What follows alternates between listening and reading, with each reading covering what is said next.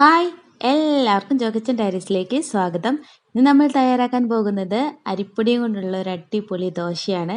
നല്ല ക്രിസ്പി ആയിട്ട് ഇൻസ്റ്റൻ്റ് ആയിട്ട് തയ്യാറാക്കാൻ പറ്റുന്ന ഒരു ദോശയുടെ റെസിപ്പിയാണ് ഞാൻ തരുന്നത്. ഇത് ഞാൻ അരി വെച്ചിട്ട് ഉണ്ടാക്കുന്നുണ്ട്. അപ്പോൾ വീഡിയോ ഫുള്ളായിട്ട് കാണുക.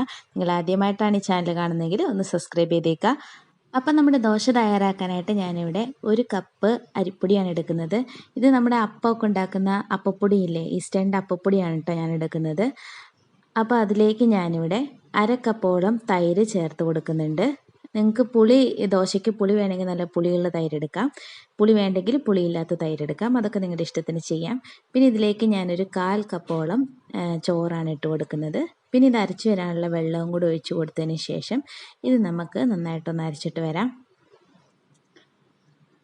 അപ്പോൾ ഇതിവിടെ നന്നായിട്ട് അരച്ചിട്ടുണ്ട്. ഞാനിവിടെ ഒരു ബൗളിലേക്ക് ഒഴിച്ചു കൊടുക്കുകയാണ്. ഇനി നമ്മളിതൊരു 20 മിനിറ്റ് റെസ്റ്റ് ചെയ്യാൻ വെക്കണം.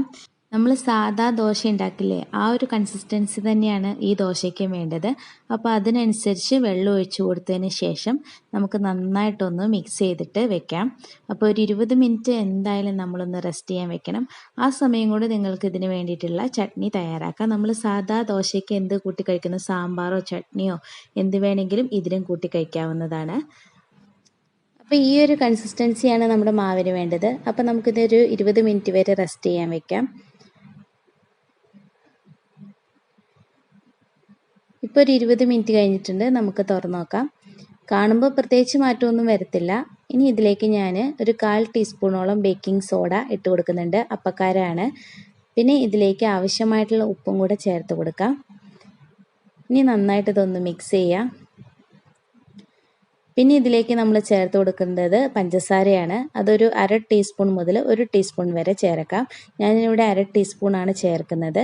അപ്പോൾ നമ്മുടെ ഈ പഞ്ചസാര ചേർക്കുന്നത് കൊണ്ട് ഇതിന് മധുരമൊന്നും വരത്തില്ല. നല്ലൊരു കളർ കിട്ടാനായിട്ടാണ് നമ്മൾ പഞ്ചസാര ചേർക്കുന്നത്.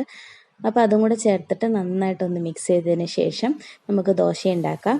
അപ്പോൾ ചൂടായ പാനിലേക്ക് ഒരു തവി മാവ് ഒഴിച്ച് കൊടുത്തതിന് ശേഷം നന്നായിട്ട് കനം കുറച്ചിട്ട് പരത്തിയിട്ടുള്ള ദോശയാണ് ഞാനിപ്പോൾ ഉണ്ടാക്കുന്നത്.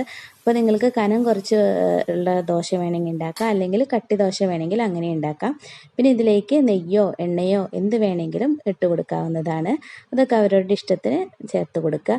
പിന്നെ നിങ്ങൾ ദോശമാവ് ഒഴിച്ചു കൊടുക്കുമ്പോൾ ശ്രദ്ധിക്കേണ്ട ഒരു കാര്യം, നമ്മൾ കനം കുറച്ചാണ് ഉണ്ടാക്കുന്നതെങ്കിൽ ചൂട് അധികം പാടില്ല. അപ്പോൾ പാനിന് നല്ല ചൂടാണെങ്കിൽ നമുക്ക് നല്ലതായിട്ട് പരത്തിയെടുക്കാൻ പറ്റില്ല. അപ്പോൾ നമ്മുടെ ക്രിസ്പി ആയിട്ടുള്ള ദോശ ഇവിടെ തയ്യാറാണ്. ഇനി ഞാൻ കട്ടിയായിട്ടുള്ള ഒരു ദോശയും കൂടെ ഉണ്ടാക്കി കാണിക്കാം. അപ്പോൾ നമ്മുടെ വളരെ സോഫ്റ്റ് ആയിട്ടുള്ള നല്ല ദോശയാണ്. അപ്പോൾ ഇടയ്ക്കൊരു ചേഞ്ച് വേണമെങ്കിൽ നിങ്ങൾക്ക് അരിപ്പൊടിയും കൊണ്ട് ഇതുപോലെ ഒന്ന് പെട്ടെന്ന് തയ്യാറാക്കാൻ പറ്റിയിട്ടുള്ള ഒരു ദോശയാണ്. ചമ്മന്തിയോ സാമ്പാറോ എന്ത് വേണമെങ്കിലും കൂട്ടി കഴിക്കാവുന്നതാണ്. കണ്ടോ, നന്നായിട്ട് ഹോൾസൊക്കെ വന്നിട്ടുണ്ട്. നന്നായിട്ട് ഹോൾസൊക്കെ വന്ന് ഇതാകുമ്പോഴത്തേന് നമുക്കതൊന്ന് മറിച്ചിട്ടും കൂടി ഒന്ന് വേവിച്ചെടുക്കാവുന്നതാണ്. അപ്പോൾ ഈ കുട്ടി ദോശയും ഇവിടെ റെഡി ആയിട്ടുണ്ട്. അപ്പോൾ എല്ലാവരും തയ്യാറാക്കി നോക്കണം, നല്ല ടേസ്റ്റാണ്. ഇനി ഞാൻ അരി വെച്ചിട്ടാണൊന്ന് കാണിക്കുന്നത്. 3 മണിക്കൂർ കുതിർത്ത് വെച്ചിട്ടുള്ള അരിയാണ്.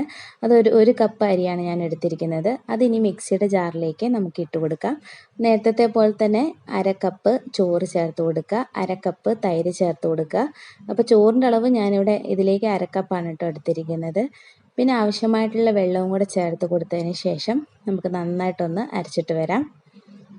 അപ്പോൾ ചെറുതായിട്ടുള്ള തരികളുണ്ടായാൽ കുഴപ്പമൊന്നുമില്ല. അപ്പോൾ ഇനി നമ്മളൊരു ബൗളിലേക്ക് ഒഴിച്ചു കൊടുക്കുക. അപ്പോൾ ഇവിടെ ഈ ഒരു വെള്ളം മതി, അതുകൊണ്ട് ഞാനിതൊരു 20 മിനിറ്റ് വരെ മൂടി വയ്ക്കുകയാണ്. അപ്പോൾ നിങ്ങൾക്ക് വേണമെങ്കിൽ ഇത് രാത്രി അരച്ചിട്ട് രാവിലെ വേണമെങ്കിലും ഉണ്ടാക്കിയെടുക്കാവുന്നതാണ്. അപ്പോൾ ഉണ്ടാക്കിയെടുക്കുന്നതിന് മുന്നേ വേണം നമ്മൾ ബേക്കിംഗ് സോഡയും ഉപ്പും ചേർത്ത് കൊടുക്കാനായിട്ട്. അപ്പോൾ ഇതിനകത്തേക്ക് നമ്മൾ നേരത്തെ ചേർത്ത പോലെ തന്നെ ബേക്കിംഗ് സോഡയും ഉപ്പും പഞ്ചസാരയും കൂടെ ചേർത്തിട്ട് നന്നായിട്ടൊന്ന് മിക്സ് ചെയ്തെടുക്കുക. ഇനി നമ്മളൊരു പാനിലേക്ക് ഒഴിച്ച് കൊടുത്തിട്ട് നേരത്തെ പോലെ തന്നെ കനം കുറച്ച് വേണമെങ്കിൽ ഉണ്ടാക്കാം, അതുപോലെ തന്നെ കട്ടി ദോശ വേണമെങ്കിലും ഉണ്ടാക്കാം. രണ്ടും നല്ലൊരു ദോശ തന്നെയാണ്. നിങ്ങൾക്ക് ഏത് വേണമെങ്കിലും പെട്ടെന്ന് തയ്യാറാക്കാവുന്നതേ ഉള്ളൂ. അപ്പോൾ എല്ലാവരും തയ്യാറാക്കി നോക്കിയിട്ട് അഭിപ്രായം പറയണം. വീഡിയോ ഇഷ്ടപ്പെട്ട് കഴിഞ്ഞാൽ നിങ്ങൾ ലൈക്ക് ചെയ്യണം, ഫ്രണ്ട്സൊക്കെ ആയിട്ട് ഷെയർ ചെയ്യണം. നിങ്ങൾ ഇതുവരെ ചാനൽ സബ്സ്ക്രൈബ് ചെയ്യാത്തവരാണെങ്കിൽ സബ്സ്ക്രൈബ് ചെയ്യാൻ വേണം. ഞാൻ ഇതുപോലെ തന്നെ റവയുടെ ഒരു ക്രിസ്പി ദോശ ഇട്ടിട്ടുണ്ടായിരുന്നു. അപ്പോൾ അത് കാണാത്തവരുണ്ടെങ്കിൽ അതും പോയി കാണുക. അപ്പോൾ അതും നല്ല ഇൻസ്റ്റൻ്റ് ആയിട്ട് തയ്യാറാക്കാൻ പറ്റിയിട്ടുള്ള ഒരു ദോശയുടെ റെസിപ്പിയാണ്. അപ്പോൾ എല്ലാവരും തയ്യാറാക്കി നോക്കുക. നമ്മുടെ സോഫ്റ്റ് ആയിട്ടുള്ള ദോശ ഇവിടെ തയ്യാറാണ്. അപ്പോൾ വീണ്ടും ഞാൻ പറയുന്ന പോലെ തന്നെ ലൈക്ക് ചെയ്യുക, ഷെയർ ചെയ്യുക. അടുത്ത നല്ല വീഡിയോ ആയിട്ട് വീണ്ടും കാണാം. ബൈ.